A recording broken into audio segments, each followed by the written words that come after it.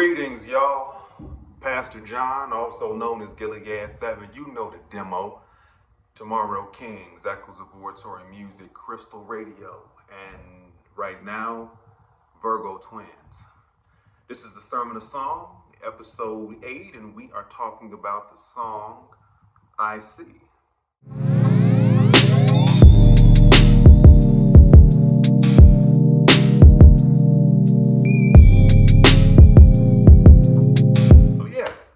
Good stuff. Really good to be here to discuss this track. Just to put it in perspective, this song, it reminds me of old Chicago. When I say old Chicago, that could be different things to different people. But for me, old Chicago is late 90s, early 2000s, up to about 2005. And when I speak of old Chicago, it's funny because the sample the song uses, one of the samples that DJ Presyce is scratching, is Quell saying old Chicago. Role models were avocados and olives from the song The Manhattan Project, produced by Mediocre, who's actually getting a shine on right now. Once again, shout out to him. Make sure you check out his cassette that had a lot of the homies on it too. So yeah, make sure you check that shit out. Riff Napalm's on there, Sketchman 85, Rich Jones, Def C, Pugsley Adams, the list goes on. But yeah, people when they've heard this record, they say that it sounds like the record I've mentioned before in a few of these episodes. I think I did. The Darkroom, the Abandonment of Christendom. To take it back, I had my first project was on a 99 cassette. It was called Explosions. Then I followed that up with this thing I did called the Calm EP in 2000. The first cassette I just really gave to my friends as Christmas gifts, and maybe sold a few at like shows and battles at the time, stuff that I was doing. And the second one was called the Calm EP, another cassette, 2000. Shout out to Taiwan Davis, who was working at Dr. Wax at the time and brought me in, and not to work there, but he kind of took me under his wing and showed me the way this whole underground thing works. Went from me being a kid in high school, seeing like stickers around the South Side, ECLA stickers, Moment stickers, and not really knowing what that was about until one moment where I zoned in and I'm like, oh, there's a whole world that's underneath me, which led me to WHBK, different sets around University of Chicago, Northside, etc.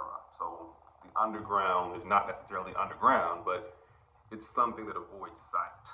So when I began to see that, Taiwan took me under his wing and he kind of schooled me up to a lot of shit. So, I do stuff, I let him hear it.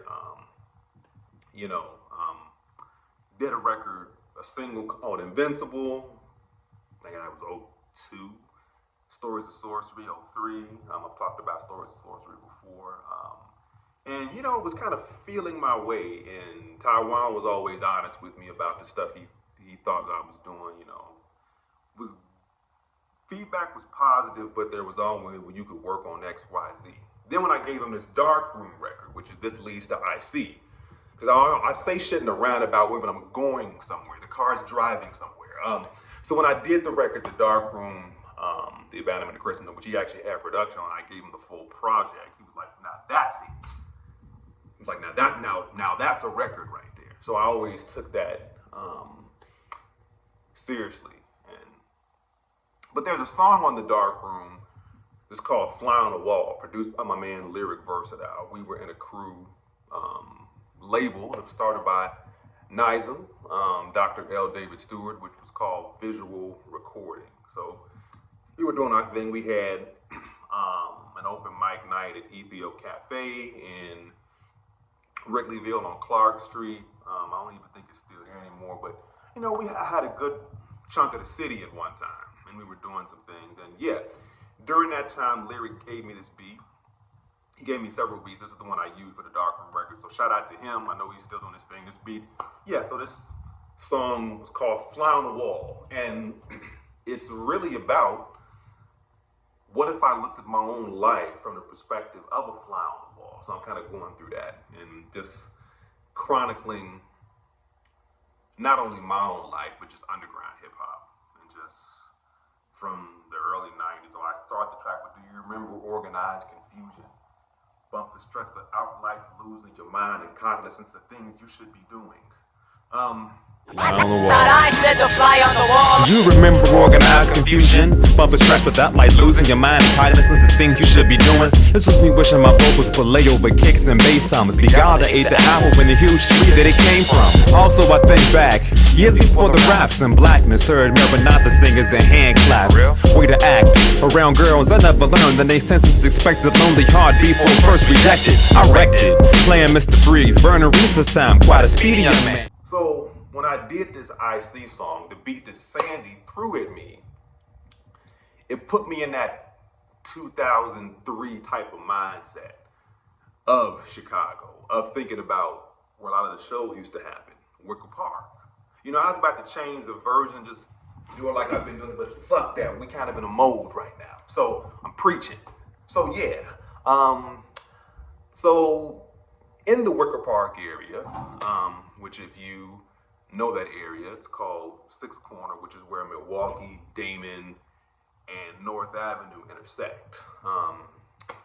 There were several clubs at that time. Double Door was there, Big Horse, which I mentioned in the song. Shout out to Armando. I don't know where he is right now, but he would just let us just go in there and do shows. It's just simple. It's so easy to book a show. You just seem like, yeah, can we get this there? I'm like, yeah, no problem. That was it. And Wicker Park was a different place in the early 2000s. Now it looks different, but there was a place there was a church around the corner from Sixth Corner, and there was a thing that used to happen there called a chat room. Now, this was set up by evangelical Christian hip hoppers who were trying to utilize the underground scene as a way to bring people into the church. So battles there were battles there, there were just shows, all kinds of shit, and none of it was overtly Christian. So in the first verse, I'm kind of going through a lot of that. I talk about Wisdom One and Just J, who were of the group 773, who were always there. And yeah.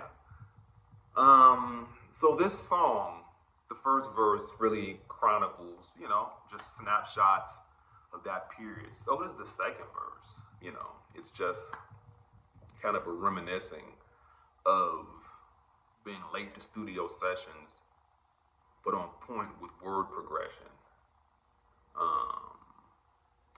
Like when there's a line too where I talk about how I was in Locomotion, which was a ballad that Dr. Wax used to put on, and I was battling this guy, and I wound up losing to him, and I was talking to this guy, and he was like, man, you actually really got him. We just built for the whole time, And then after that, he was like, yeah, my name is Wayne, peace. So he walks off, and I'm thinking then I realized, that was Wayne live. So I mentioned that in the verse, but a whole bunch of other stuff too. But this is just snapshots of a certain period in Chicago. It's basically what it is. I emerged from the darkness, a portrait of a starving artist. Chicago opposite dots with throwing boulders on Sixth Corner. I remember the big horse ripping mics on the backstage, engaging in wordplay that should assign me to Broadway, but I was signed to Square One. I was a shrine with rare tongue. So if you had a couple of lives and wanted to spare one, catch me a chat room with Justin. Where's one ending done? Blew you off the map with your gun and didn't have to squeeze one. Shy City till infinity, 606 in the centipede, wrecking them scenes like Justin Twine with masculinity. I take dips in the Michigan and cleanse from the toxic. Rogers to Princeton Park car. Broadsby, nickname Caustic, lost it. Turn back time's hands, but never resaw it. Revisiting cuts past and fragments, you can't grab it. Like I said before, with solar read-only files, L-Train, Turral City, keep on burners